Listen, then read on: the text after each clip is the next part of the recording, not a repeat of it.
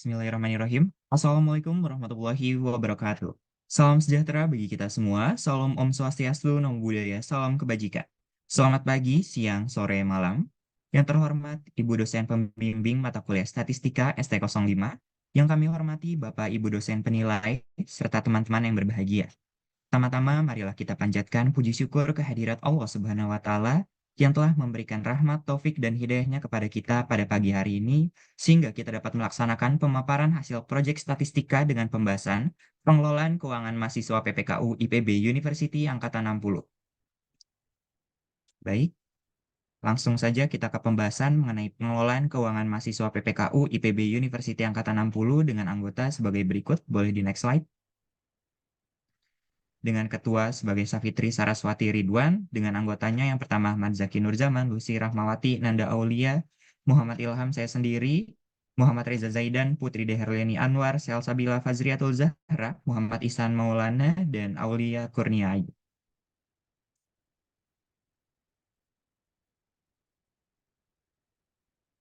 Pembahasan mengenai latar belakang akan disampaikan oleh rekan saya. Kepada rekan saya dipersilahkan. Baik, yang pertama itu adalah latar belakang.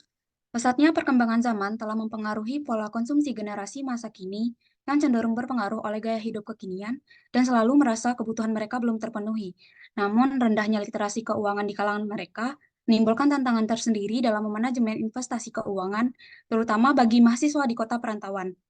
Lingkungan kampus dianggap berpotensi mempengaruhi manajemen keuangan, tetapi kenyataannya mereka lebih dipengaruhi oleh eksplorasi untuk memenuhi kebutuhan hidup mereka. Intensitas pengawasan dan bantuan dari orang tua mempengaruhi juga pola pengelolaan keuangan karena mahasiswa sudah seharusnya mampu untuk memiliki intelektual dalam memilih antara kebutuhan dan keinginan serta mengontrol pengeluaran mereka karena karenanya, studi kasus pengelolaan keuangan mahasiswa PPKU IPB University Angkatan 60 menjadi relevan dalam memahami fenomena ini lebih dalam. Selanjutnya akan dijelaskan oleh rekan saya. Oke, selanjutnya itu dari kelompok kita ada rumusan masalah. Yang pertama itu bagaimana kriteria tingkatan gaya hidup dan tingkat kecukupan mahasiswa IPB University dengan besaran nominal yang telah disetujui. Yang kedua itu berapa rata-rata uang saku dan nominal pengeluaran mahasiswa IPB University dalam skala waktu 1 bulan. Dan yang terakhir itu bagaimana mengatur pemenuhan kebutuhan dalam pengelolaan uang saku mahasiswa IPB University. Selanjutnya ada tujuan. Yang pertama itu ada mengidentifikasi kriteria tingkatan gaya hidup dan tingkat kecukupan mahasiswa IPB University dengan besaran nominal yang telah disetujui. Yang kedua itu menganalisis besar rata-rata ya uang saku dan nominal pengeluaran mahasiswa IPB University dalam skala waktu 1 bulan. Dan yang ketiga yaitu mengatur pemenuhan kebutuhan dalam pengelolaan uang saku mahasiswa IPB University. Dan untuk selanjutnya akan dilanjutkan oleh rekan saya Nanda.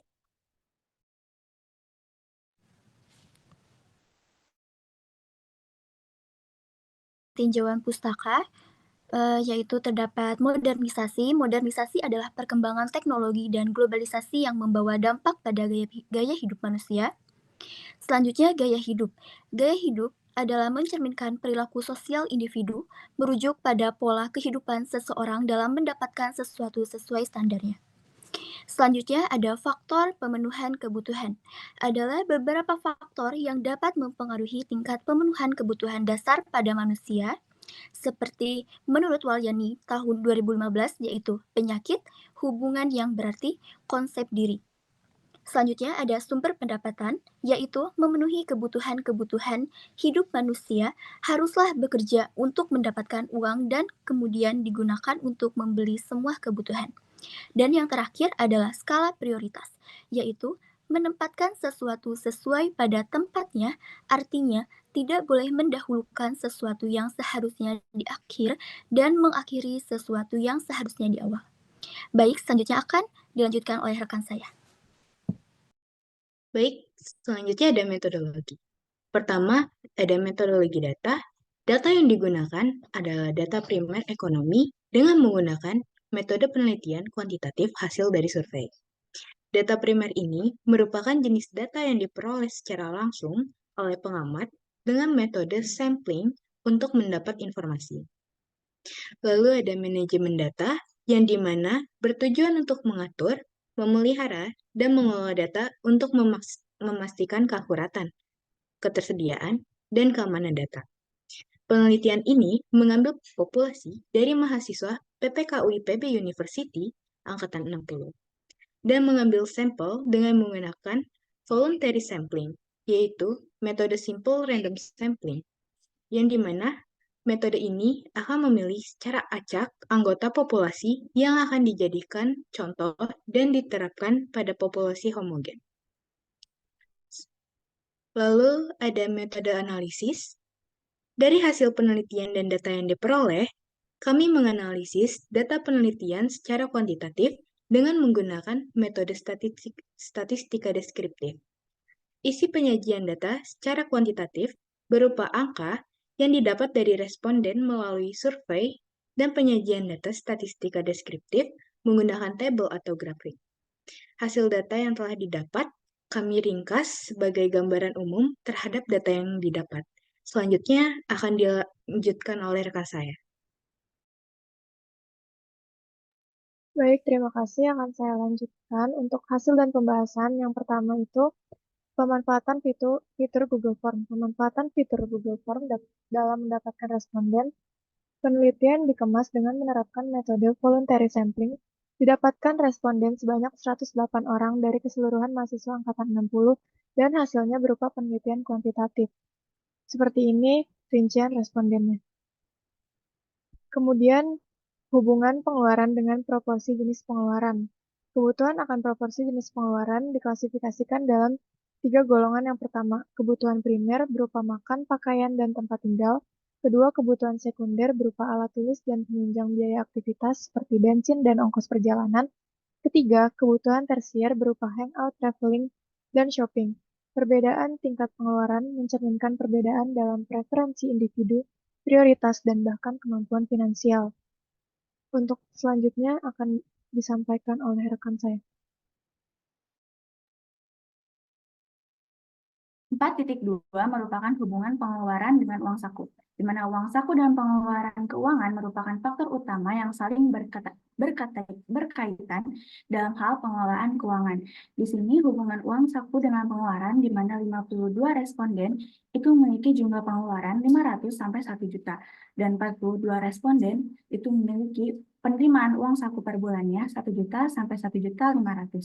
Selanjutnya akan dilanjutkan oleh rekan saya. Baik, selanjutnya adalah hubungan jumlah uang saku dengan jumlah tabungan. Hubungan uang saku mahasiswa dengan tabungan yang dimilikinya memiliki konteks tertaut yang mana mahasiswa dapat menjalani kehidupan sehari-hari di kampus jika finansialnya mencukupi, serta adanya cadangan keuangan.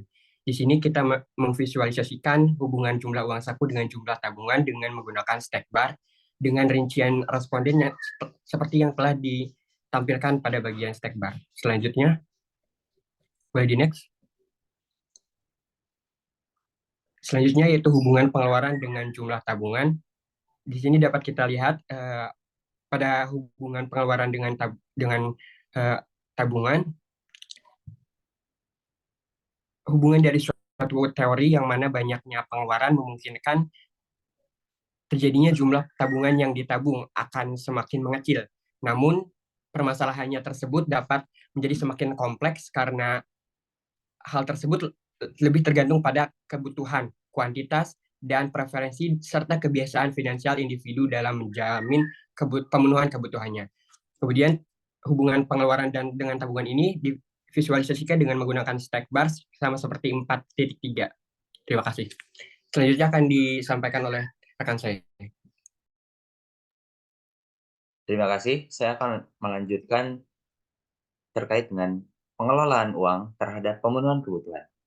Perlu diketahui bahwa memiliki keterampilan dalam manajemen dan mengelola keuangan itu adalah hal terpenting yang harus dimiliki oleh setiap mahasiswa.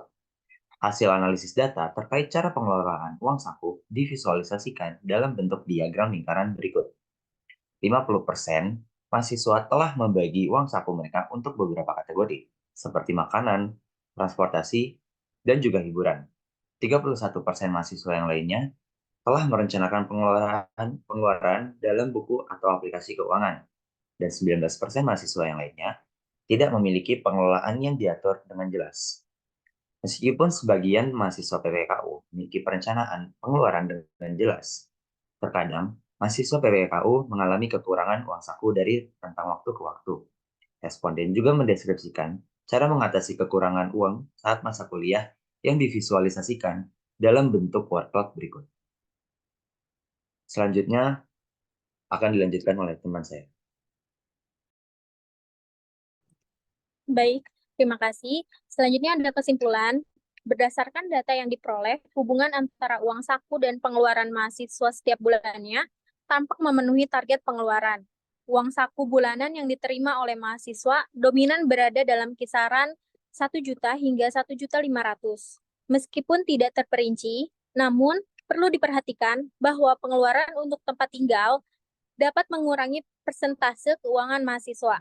Selain itu, mahasiswa cenderung kurang memprioritaskan menabung, meskipun memiliki peluang untuk menyimpan dana darurat sebesar 50.000 sampai 100.000.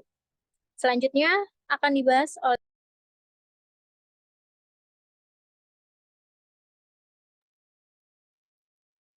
Setelah mengetahui hubungan apa saja sih yang dapat mempengaruhi pengelolaan keuangan mahasiswa dan permasalahan yang sempat disinggung di awal terkait modernisasi yang terus berganti, gaya hidup yang tak terhenti, faktor pemenuhan kebutuhan yang semakin banyak, sedangkan sumber pendapatan yang stagnan di situ-situ saja dan skala prioritas yang harus kita tentukan, proyek ini bertujuan untuk memahami bagaimana mahasiswa mengelola uang saku dan pengeluarannya berdasarkan data penelitian. Dan diharapkan mahasiswa ini memiliki kemampuan yang baik dalam mengelola pengeluaran. Namun, perlu juga diperhatikan alokasi uang saku yang tersisa untuk dana darurat atau tabungan. Siswa dapat menggunakan catatan tertulis atau aplikasi digital untuk merencanakan pengeluaran bulanan dengan lebih terarah. Dan pastinya, lingkungan dan gaya hidup juga mempengaruhi keputusan dalam mengelola keuangan secara teratur. Jadi, diharapkan kita sebagai mahasiswa bijak dalam mengelola keuangan. Baik, sekian yang dapat kami sampaikan. Kami dari kelompok 1 mengucapkan mohon maaf yang sebesar-besarnya apabila masih banyak kekurangan dalam proyek kami. Terima kasih. Dalam manajemen keuangan yang baik, kemampuan beradaptasi dan kreativitas sangat penting untuk menghadapi situasi keuangan yang tidak stabil atau tidak terduga. Sekian, terima kasih. Wassalamualaikum warahmatullahi wabarakatuh.